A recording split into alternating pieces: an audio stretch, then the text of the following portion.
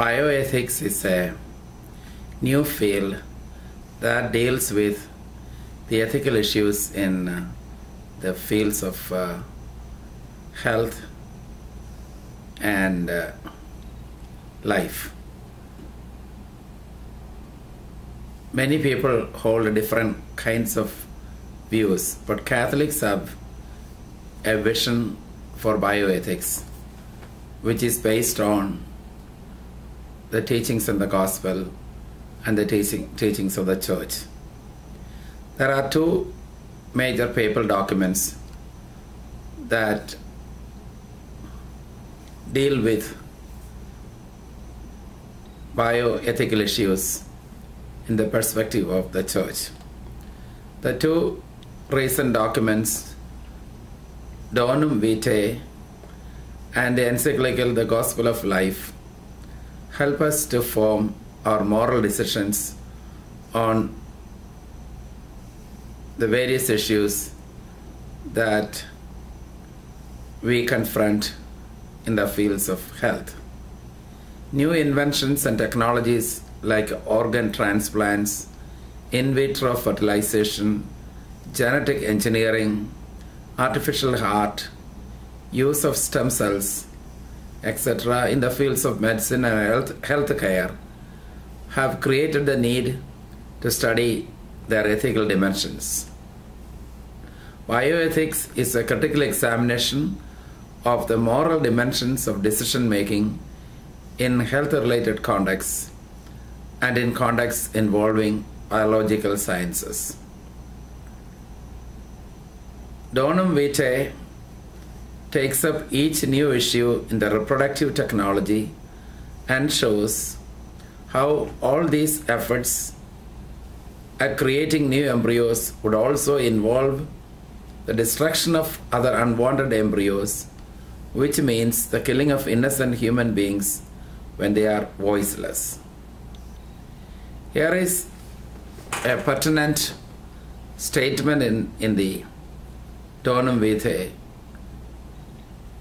which clearly gives us an insight into the vision of the Church concerning human life.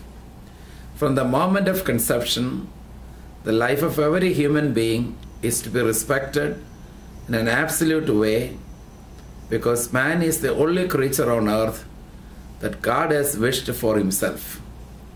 God alone is the Lord of life from its beginning until its end.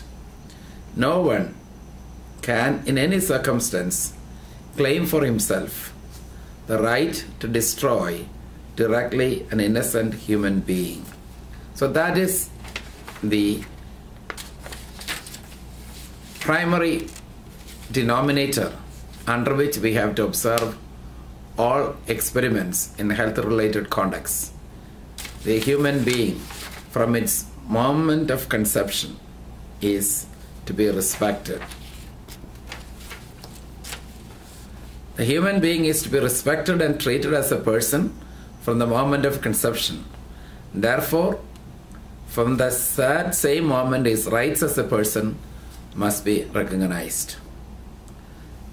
And the document goes on to say that since the embryo must be treated as a person, it must also be defended in its integrity and tended and cared for the same way as any other human being as far as medical assistance is concerned. The task of the civil law, the document points out, is to ensure the common good of people through the recognition and the defense of fundamental rights and through the promotion of peace and public morality. The inalienable rights of the person must be recognized and respected by civil society and the political authority. These human rights depend neither on single individuals nor on parents, nor do they represent a concession made by society and the state. They pertain to human nature and are inherent in the person by virtue of the creative act from which the person took his or her origin. So that shows that we cannot tamper with human life at its origin according to our scientific views or visions. Every human being, right from its inception, is sacred, or at the moment of inception, a human being is formed. Therefore, he has to be respected. Another source for guidance is the Encyclical Gospel of Life, which also affirms the sanctity of life and the need to protect the rights of the unborn. And the Encyclical makes the following statement: the various techniques of artificial reproduction actually open the door to new threats against life. These reduce human life to the level of simple biological material to be finally disposed of.